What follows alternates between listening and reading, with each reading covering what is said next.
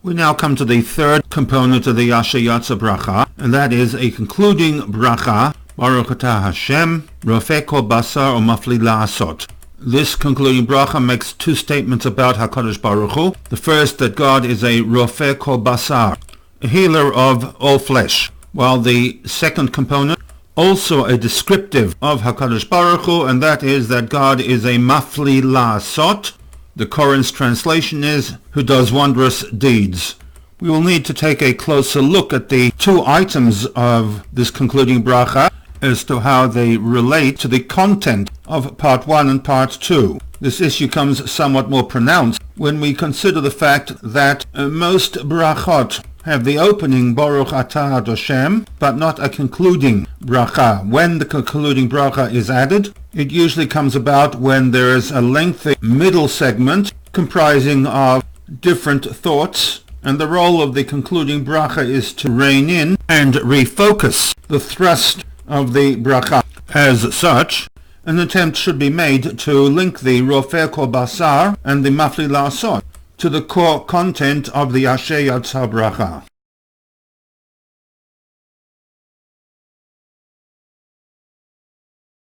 The concluding bracha to the Yatzar contains three verbs. The first, the word Rofeh, with a shoresh of Resh Pei Aleph, the shoresh translation is to heal. The word Rofeh is in the present tense, that HaKadosh Baruch Hu is involved at his discretion with the act of healing. The third verb is the word la'asot, with a shoresh of ayin shin hey. As you can see, this shoresh has 7 and possibly more translations.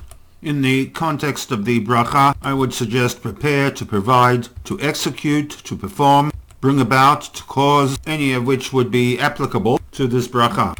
The second verb, possibly the most difficult to pinpoint in terms of translation, is the word mafli. Shoresh Pei Lamed Aleph. As a noun, a pella is something which is extraordinary, and when linked to the next word la'asot, it suggests the process of doing something that is extraordinary, possibly miraculous, and in the language of the Frum Orthodox, an act of God that might be classified as a nes min hashamayim.